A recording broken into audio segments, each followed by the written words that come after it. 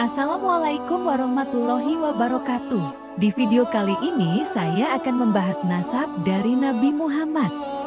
Nasab atau garis keturunan adalah sesuatu yang sangat dijaga dan diperhatikan oleh Islam.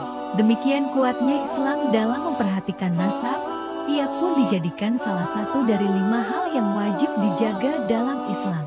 Perhatian Islam terhadap nasab juga menjadikannya salah satu indikator kedudukan seseorang. Apabila seorang laki-laki hendak menikahi seorang wanita, maka salah satu faktor yang dipertimbangkan adalah nasabnya.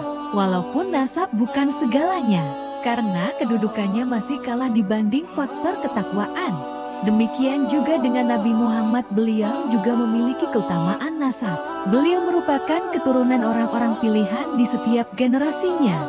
Rasulullah bersabda, "Sesungguhnya Allah memilih Ismail dari anak-anak keturunan Ibrahim dan memilih Kinana dari anak-anak keturunan Ismail.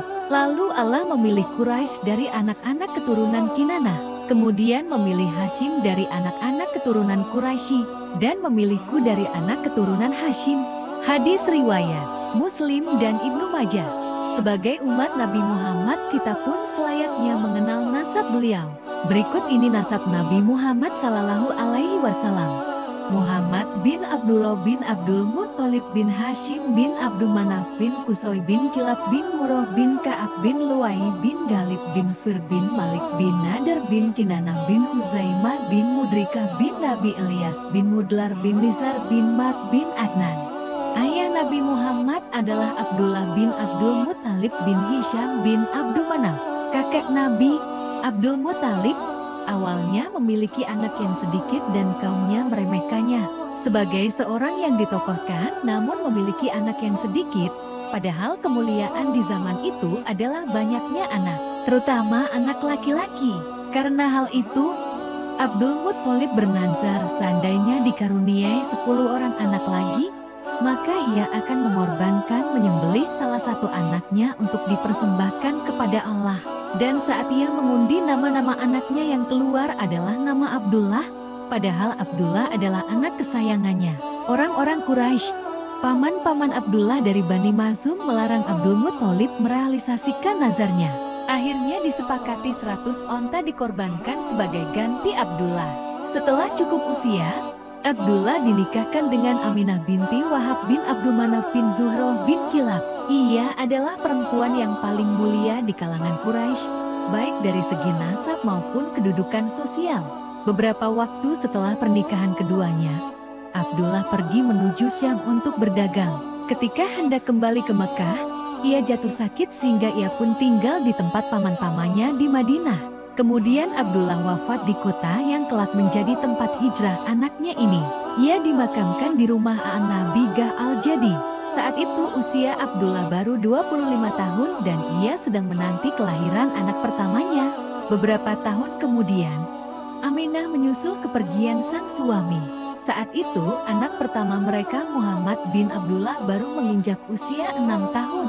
Sejak saat itu, Nabi Muhammad Sallallahu Alaihi Wasallam dirawat oleh pamannya bernama Abu Thalib yang merupakan salah satu petinggi dari keluarga Bani Hashim. Nabi Muhammad Sallallahu Alaihi Wasallam pun sering ikut berdagang kisah bersama pamannya. Saat mulai tumbuh dewasa, Nabi Muhammad Sallallahu Alaihi Wasallam menikah dengan Siti Khadijah. Siti Khadijah adalah wanita terpandang, cantik dan berasal dari golongan orang berada di Arab. Nabi Muhammad menikah saat berusia 25 tahun, sedangkan Khadijah saat itu berusia 40 tahun. Rasulullah tidak pernah menikah lagi selama hidup bersama Khadijah. Hari wafat Khadijah pun tercatat dalam sejarah sebagai tahun duka cita Amul Husni. Nabi Muhammad Sallallahu Alaihi Wasallam juga mendapatkan wahyu saat usia 40 tahun. Setelah mendapat wahyu dari Allah, Nabi Muhammad pun mulai melakukan dakwah. Dakwah Nabi Muhammad di Mekah berlangsung selama 13 tahun, di mana 3 tahun pertama adalah dakwah sembunyi-sembunyi dan 10 tahun selanjutnya adalah dakwah terang-terangan. Dakwah sembunyi-sembunyi dilaksanakan Nabi Muhammad Sallallahu Alaihi Wasallam setelah turunnya surah Al-Mudaththir ayat 1-7.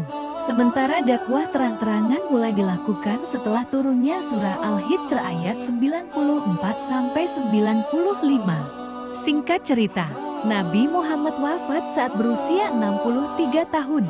Beliau mengalami sakit dalam beberapa waktu pada akhir bulan Safar sampai dengan 12 Rabiul Awal 11 Hijriyah. Suhu tubuh Rasulullah sangat tinggi dan sampai pada akhirnya mengembuskan nafas terakhir, tepatnya di rumah istrinya Aisyah. Itulah nasab dan cerita singkat Nabi Muhammad. Terima kasih sudah menonton, semoga bermanfaat.